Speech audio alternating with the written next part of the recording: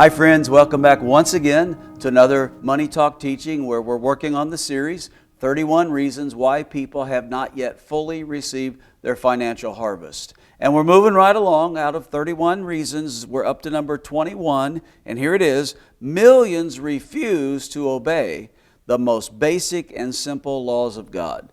Many refuse to just obey the most basic, simple laws of God. Now, this is a very simple truth, but it's very powerful, and I'm going to start with this. You see, disobedience always produces loss. Disobedience always produces loss. Isaiah chapter 1, verses 19 and 20 say this: "If you are willing and obedient, you shall eat the good of the land. But if you refuse and rebel, you shall be eaten by the sword, for the mouth of the Lord is spoken."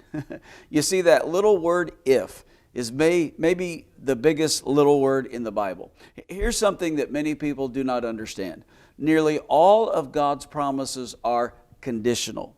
Now, just a few of God's promises are unconditional. And the unconditional promises usually have to do with people at large, not people individually. For example, John 3:16 says, "For God so loved the world that He gave." That's an unconditional promise. That's always true to everybody. God so loved, He gave His unconditional love. But most of God's promises, especially those that have to do with increase, they're not unconditional, but they're conditional.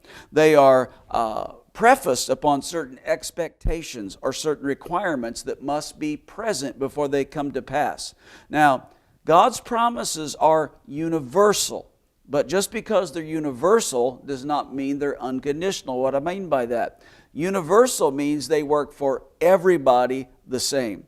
In fact, the laws of increase work for people whether they're Christian or unchristian, whether they realize what they're doing or not, whether they have faith or not. If they obey certain principles, they receive increase. But just because the laws are universal, working the same to everybody, does not mean they're unconditional, because God always requires something. Deuteronomy 28, verses 1 and 2 say this: "If you fully obey the voice of the Lord your God, being careful to do all His commandments that I command you today, the Lord your God will set you high above all the nations of the earth.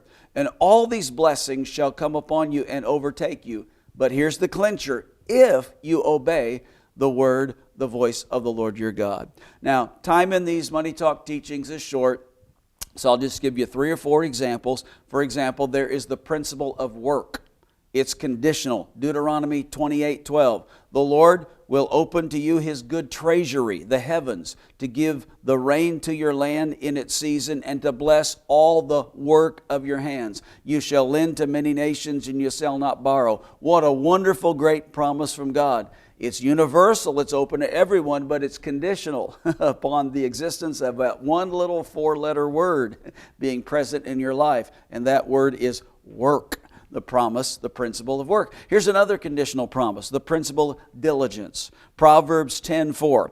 "A slack hand causes poverty, but the hand of the diligent makes rich." If you're diligent, richness comes, but it's conditional. The antithesis of that's in the very next verse, Proverbs 10:5. "He who gathers in summer is a prudent son, but he who sleeps in harvest is a son who brings shame."